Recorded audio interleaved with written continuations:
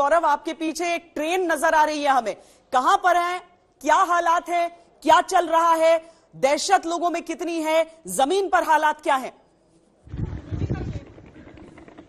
श्वेता, इस समय हम लोग मारियोपोल के रेलवे स्टेशन पर हैं और यहाँ से ये पहली ट्रेन इस समय कीव जाने के लिए बिल्कुल तैयार है। असमंजस की स्थिति ये है कि आगे क्या रास्ता खुला है या आगे का रास्ता खुला नहीं है, यही रेलवे स्टेशन पर पता करने की कोशिश है और इसीलिए ये ट्रेन इस समय निकल नहीं पा रही है या स्टेशन से छूटी नहीं है, यहीं पर खड़ी है। अभी जैसे ही पता चलेगा कि अगर आगे रास्ता खुला है, कीव का रास्ता लगभग 14 घंटे का है और 14 घंटे के इस सफर में वहां पहुंचने से पहले कई ऐसी जगह हैं जहां पर कहा यह जा रहा है कि रूसी सेनाएं अभी से तैनात है। तो अगर वहां पर रास्ता खुला मिलेगा तब ये ट्रेन कीव तक जाएगी और हम लोग राजधानी कीव पर पहुंच पाएंगे। मारियोपोल से लगभग 14 घंटे का ये सफर है। रास्ते में 2 जगह ये ट्रेन रुकती है, लेकिन अभी जो कंडक्टर से हमारी बात हुई थी वो ये बता रहे थे कि अभी अनिश्चितता इतनी है कि पता नहीं कि आगे जा पाएंगे या नहीं जा पाएंगे, रुकेंगे या नहीं रुकेंगे, या कीव तक पहुंच पाएंगे या रास्ते में ही रोक लिया जाएगा। अगर निशाना कीव पर है तो क्या मारियोपोल छोड़कर वहां पर जाना इस समय लोग सोच रहे हैं कि सही होगा? लोग तो ज्यादातर बीच के रास्तों तक, बीच के जो 2 स्टेशन हैं वहीं तक जा रहे हैं, लेकिन मारियोपोल से निकल जाना चाहते हैं। मारियोपोल से इसलिए निकल जाना चाहते हैं लोग इस समय क्योंकि यहाँ पर तनाव बहुत ज्यादा है। यहाँ रुक रुक कर जो बमबारी कल तक हो रही थी वो आज बहुत ज्यादा बढ़ गई है और इसीलिए लोगों का प्रयास, आप देखिए ना, बड़ी संख्या में लोग यहाँ से निकल जाना चाहते हैं इस समय। उनका प्रयास बस यही है कि मारियोपोल से निकले किसी सुरक्षित स्थान पर। बीच में ऐसे कई गाँव आते हैं, ऐसे कई शहर आते हैं और उन शहरों में लोग रुक जाना चाहते हैं ताकि वो रूस के प्रभाव में नहीं आएगा। जब रूस की सेना अगर मारियोपोल पहुंचती भी है तो जो 3 एक्सेस से वो बढ़ेंगे, तो एक एक्सेस ये भी है कि हमने आज यहाँ पर वॉर रूम बनाया है गौरव, और जनरल दयाल, हम नक्शे पर भी दिखाते हैं कि गौरव इस समय कहां पर है। गौरव इस समय मारियोपोल में है, जो कि एक बहुत बड़ा सी पोर्ट है, और अगर आप मारियोपोल से कीव जाएंगे तो आपको लंबा रास्ता, जो 14 घंटे की बात कर रहे हैं, ये रास्ता है। हाँ। और बीच में अगर आपने सूमी से अगर कट ऑफ किया है तो कुछ जगह पर ऑलरेडी कीव आइसोलेट हो चुका है जो ब्लॉक करेगा।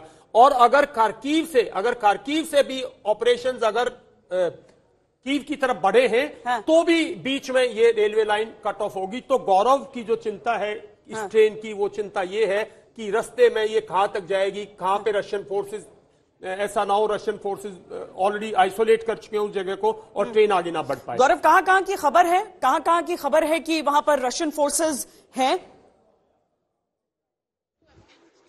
अगर पूरे देश की बात की रहे तो आप जिस तरह से अपने वॉर रूम में दिखा रही हैं श्वेता, तो उत्तर में चेर्नोबिल के इलाके में रशिया ने अपने पूरी तरह से वर्चस्व स्थापित कर दिया है। राजधानी कीव की बात करें तो राजधानी कीव के भी आउटस्कर्ट्स पर पूरी तरह से वहां पर रूस की सेनाएं तैनात है और किसी भी समय अंदर घुस सकती है। और जो रिपोर्ट हम सवेरे से कर रहे हैं कि कुछ ब्रिजेस को तो यूक्रेन की सेना ने ही ध्वस्त किया ताकि रूस की सेना आगे न बढ़ पाए। इसके अलावा सूमी के इलाके की, जिसके जनरल दयाल बात कर रहे हैं, उस एक्सिस पर भी रूस की सेना आगे बढ़ रही है।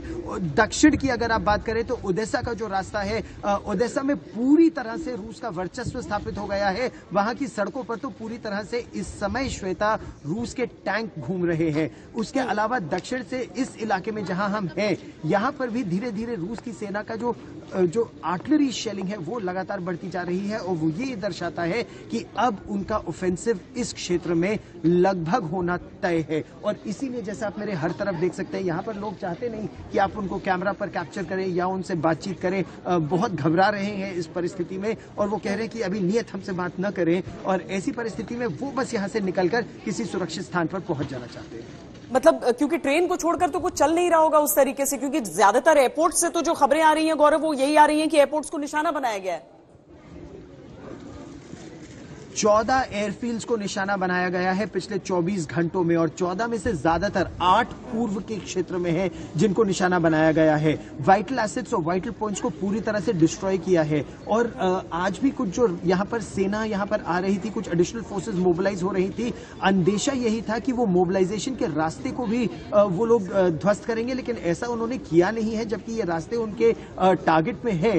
संभवतः इसलिए कि इन्हीं रास्तों का इस्तेमाल रूस की सेना करना चाहती है कीव की तरफ आगे बढ़ने के लिए। ये बहुत महत्वपूर्ण इंडस्ट्रियल बेल्ट है यहाँ की, और इसीलिए इस पर अपना कब्जा करने के लिए रूस बहुत बहुत बेचैन है। लेकिन केवल ये इलाका नहीं, अब तो उनकी निगाहें सीधी राजधानी कीव पर है। श्वेता।